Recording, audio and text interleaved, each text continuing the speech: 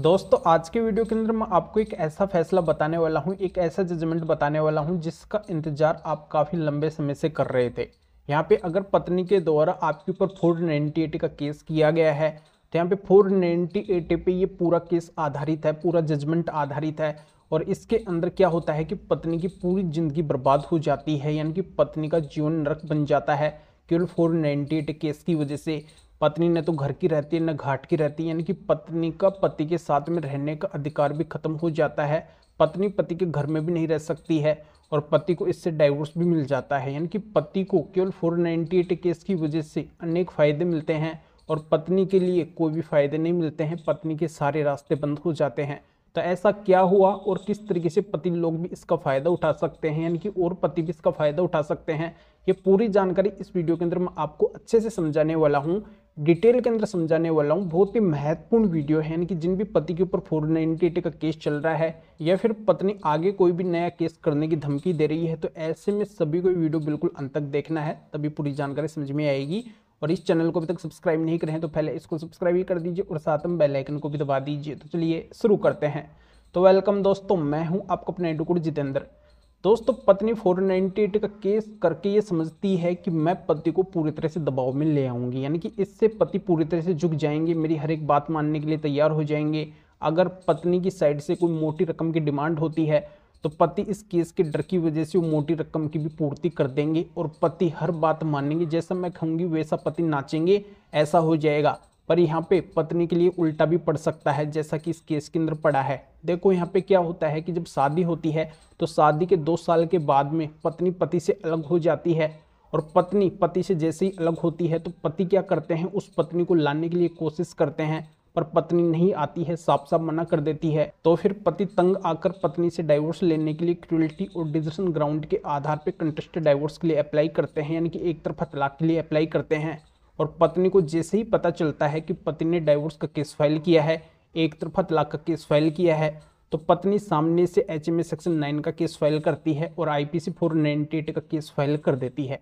अब पति का डाइवोर्स का केस जैसे फैमिली कोर्ट के अंदर चलता है और सेक्शन 9 का केस पत्नी की साइड से चलता है, तो सेक्शन 9 के केस के अंदर पत्नी का ये कहना होता है कि पति मेरे को नहीं रखना चाहते हैं, इस वजह से पति ने मेरे से डाइवोर्स लेने के लिए डाइवोर्स का केस फाइल किया है, जबकि मुझे पति के साथ में रहना है। दूसरा, जो पत्नी ने आईपीसी 498 का केस किया तो उस केस के अंदर पत्नी ने पति के ऊपर ये आरोप लगाया कि मेरे पति मेरे से दहेज की डिमांड करते थे, मेरे साथ में क्रूएल्टी करते थे, मेरे साथ में अत्याचार करते थे, मुझे यातनाएं देते थे और मुझे मारपीट के घर से बाहर निकाल दिए। तो नीचे फैमिली कोर्ट के द्वारा जहां पे पति ने डाइवोर्स का केस फाइल किया है, उस कोर्ट के द्वारा पति पत्नी के सारे विवाद देखे जाते हैं कि दोनों के बीच में आखिरकार ये विवाद कैसे चल रहे हैं और पत्नी के द्वारा पति के ऊपर कौन कौन से केस किए गए हैं और पति के द्वारा कौन से केस किए गए हैं। तो फैमिली कोर्ट इस निष्कर्ष के ऊपर पहुंचती है कि जब पत्नी पति के साथ में रहना चाहती है, वो सेक्शन 9 का केस फाइल कर रही है, तो यहाँ पे फिर पति उसको क्यों नहीं रख रहे हैं, पति उससे डाइवोर्स क्यों लेना चाहते हैं। यहाँ पे कोर्ट के अंदर आके पत्नी ने सेक्शन 9 का केस इसी वजह से डाला है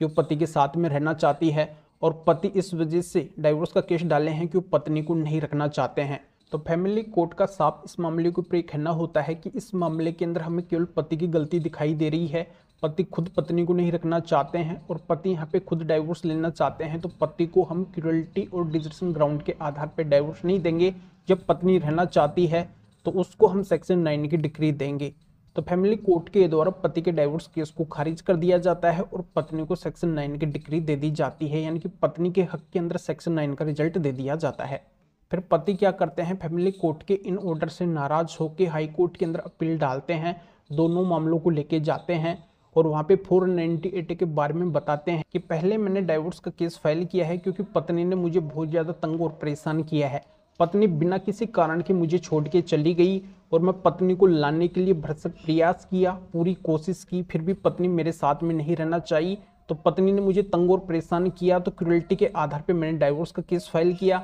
और पत्नी मेरे से काफ़ी टाइम से अलग हो रही थी, तो डिजर्शन ग्राउंड के आधार से भी मैंने डाइवोर्स का केस फाइल किया। यानी कि दोनों ग्राउंड मैंने इस डाइवोर्स के केस के अंदर रखे हैं, पर फैमिली कोर्ट ने मुझे डाइवोर्स नहीं दिया है, बिना वजह डाइवोर्स नहीं दिया है, जबकि यहाँ पे पत्नी की साफ साफ गलती दिखाई दे रही है कि पत्नी खुद ही मेरे साथ में नहीं रहना चाहती थी और अभी पत्नी मुझे डाइवोर्स नहीं देना चाहती, इस वजह से उसने मेरे ऊपर झूठा 498 का केस फाइल किया है और 498 के केस के अंदर पत्नी मेरे ऊपर आरोप लगा रही है कि ये मेरे से दहेज की डिमांड करे हैं, जबकि 498 केस के अंदर पत्नी के भाई का ये बयान है कि मैंने कोई भी दहेज की डिमांड कभी भी किसी से नहीं की है। तो इसी से पत्नी का पूरा 498 का केस झूठा दिखाई देता है, क्योंकि मैंने पत्नी से ऐसी कोई भी डिमांड नहीं की है और मैंने किसी भी तरीके का कोई भी अत्याचार इसके साथ में नहीं किया है। पत्नी केवल मेरे समय को बर्बाद करना चाहती है, मुझे केवल फंसा के रखना चाहती है कि मैं कहीं का भी नहीं रहूं। जब मैंने इसको लाने की कोशिश की है, जब ये विदाउट रीजन की मुझे छोड़ के गई है, तब ये मेरे साथ में रहने के लिए तैयार नहीं हुई और उस टाइम पे इसने मेरे ऊपर किसी भी तरीके का केस नहीं डाला।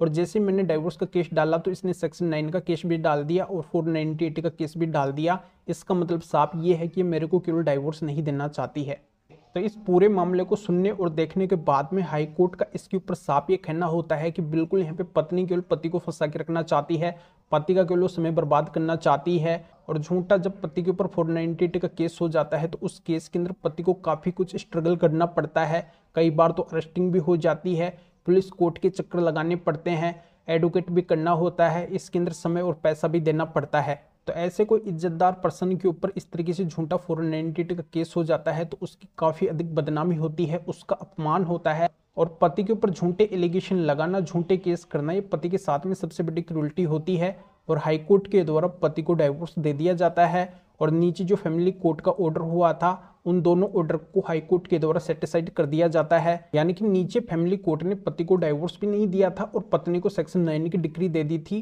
तो इन दोनों ऑर्डर को सेटिसाइड कर दिया जाता है और यहाँ पे हाईकोर्ट के द्वारा पति को डाइवोर्स दे दिया जाता है। यानी कि हाईकोर्ट से पति को डाइवोर्स भी मिल जाता है और पत्नी को जो सेक्शन 9 की डिग्री फैमिली कोर्ट से मिली थी तो उस डिग्री को भी हाईकोर्ट के द्वारा खारिज कर दिया जाता है। तो दोस्तों, न तो पत्नी घर की रही न घाट की रही, यानी कि पत्नी के सारे रास्ते बंद हो गए, जितने भी सपने पत्नी ने देखे थे सारे सपने पत्नी के चूर चूर हो गए। यानी कि पत्नी का पति के साथ में रहने का अधिकार भी इस सेक्शन 9 के जरिए से ही खत्म हो गया। तो यहाँ पे 498 की वजह से ये सारा नुकसान पत्नी को देखने को मिला। यहाँ पे पति को डाइवोर्स भी मिला, पत्नी का सेक्शन 9 का केस भी खारिज हो गया। तो दोस्तों, इस मैटर में फिर और किसी भी कानूनी मैटर में आप मेरे से अधिक जानकारी लेना चाहते हैं, मेरे से फोन के ऊपर बात करना चाहते हैं तो व्हाट्सएप पे मैसेज कीजिए, अपॉइंटमेंट बुक करवाइए। तो इस महत्वपूर्ण जजमेंट का लिंक इस वीडियो को डिस्क्रिप्शन के अंदर दिया गया है। तो अभी आप इस वीडियो को लाइक कर दीजिए और शेयर भी कर दीजिए जो और लोगों तक भी जानकारी पहुंच सके। तो वीडियो देखने के लिए आप सभी का बहुत बहुत धन्यवाद।